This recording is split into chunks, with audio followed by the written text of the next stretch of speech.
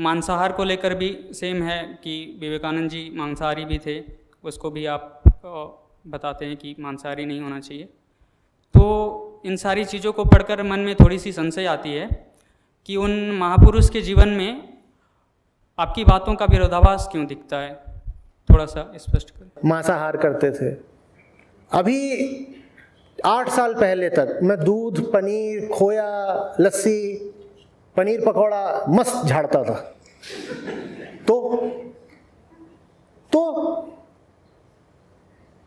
अरे कोई तथाकथित ईश्वर हो गए क्या?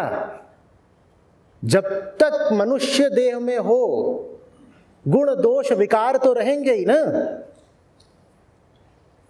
बोलो, अब तुम बोलो कि कोई ज्ञानी पुरुष है, उसके पसीने से गंध काहे को आती है? भाई बैक्टीरिया तो बैक्टीरिया है। ये कौन सी बात है कि तुम कहने लग जाओ कि खोज खोज के निकालो कि महापुरुषों के चरित्र में भी कहाँ कहाँ कमियां थी, और जो कमियां हो उनको या तो ये कह दो कि कमियां है ही नहीं, ये ठीक बात है, या फिर ये कह दो कि महापुरुष भी अगर कमियां रखते हैं तो हम काहे ना रखें। ये हमारे 2 तरह के तर्क होते हैं।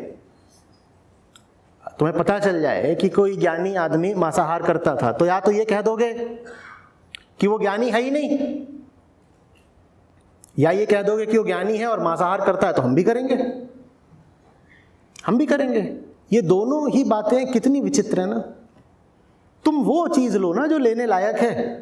क्यों भूलते हो कि वो बंगाली थे और तुम बंगाली घर में पैदा हुए हो, वही तुम्हारा परिवेश है। तुम माछ से, मच्छी से बच कैसे जाओगे?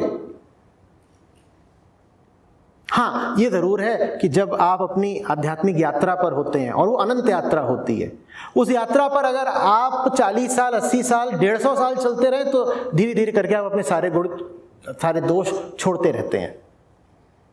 संभव है कि विवेकानंद भी थोड़ा और आगे बढ़ते तो मांसाहार भी उन्होंने त्याग ही दिया होता। ये भी संभव है कि अपने जीवन के अंतिम वर्षों में उन्होंने मांसाहार त्यागना आरंभ भी कर दिया हो। समझ में आ रही बात? ऐसे तुम निजी जीवन में घुसोगे तो तुम किसी भी ज्ञानी, संत, ऋषि के जीवन में जाओगे, वहां तुम्हें कुछ ना कुछ खोट मिल ही जाएगी।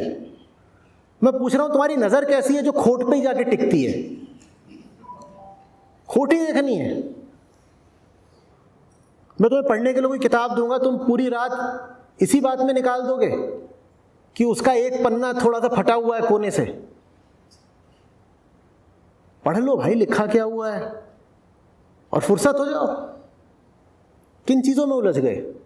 और अगर इन चीजों में उलझना है तो मैं तो तुम्हारे लिए बहुत ही अनुपयुक्त व्यक्ति हूं, क्योंकि मुझमें तो 100 खोट है। मुझसे क्यों पूछ रहे हो फिर? मुझी से पूछ रहे हैं खोट के बारे में। मैं जो खोट का पुतला हूं पूरा ऊपर से लेके नीचे तक, मैं तुम्हें क्या बताऊंगा? वो उनकी खाने पीने में गड़बड़ ये थी कि मांसाहार करते थे। मेरा तो खाने पीने कोई ठिकाना ही नहीं है।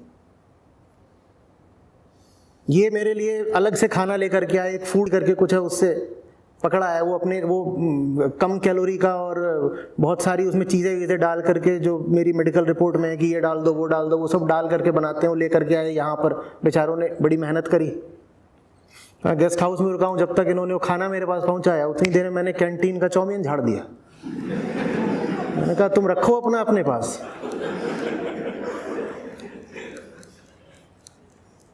और क्या था? चाउमीन था, और क्या था? कहाँ है शुभंकर? ऐसा खाया है कि याद भी नहीं, जो कुछ था सब खा गया। अब ऐसे खोट अगर पकड़ो और कह दो कि प्रशांत के जीवन से यही तो शिक्षा मिलती है कि सत्र से पहले अगर वड़ा पाव और चाउमीन खाओगे तो ज्ञान वर्षा होगी। फिर ये तो तुम रहने दो।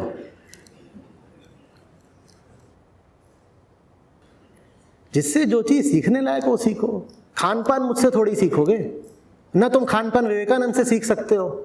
तुम्हें क्या लगता है 40 की अल्पायु में क्यों उनको प्रस्थान करना पड़ा? तुम्हें लग रहा है उनका खान पान बड़ा अच्छा रहा होगा? 50 तरह की उनको बीमारियां थीं। उनसे सीखोगे क्या खाना पीना?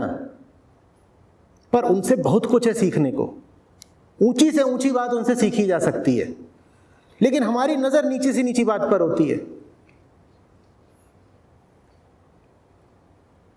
जो सीखने वाला हो, अगर वो सिर्फ विवेकानंद का ही पूरा साहित्य पढ़ ले तो आगे और कुछ पढ़ने की जरूरत नहीं है, इतनी ऊंचाई थी उनमें। पर उसकी जगह हम ये देख रहे हैं कि उन्होंने मछली खा ली और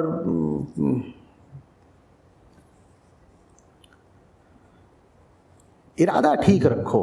अगर ये चाहोगे कि तुम्हें कोई परफेक्ट व्यक्ति मिले तभी उससे सीखोगे, तो तुम किसी से नहीं सीखने वाले, क्योंकि यकीन जानो जिनको तुम परफेक्ट मानते भी हो वो भी नहीं परफेक्ट है। परफेक्शन माने पूर्णता। जो मनुष्य देह में है वो पूर्ण नहीं हो सकता, बात खत्म। अगर तुम इस पृथ्वी ग्रह पर हो तो अपूर्ण ही हो। लेकिन अपूर्ण व्यक्ति से भी पूर्णता की किरणें विस्तीर्ण होती हैं। चांद से चांदनी लो, धब्बे नहीं, ठीक?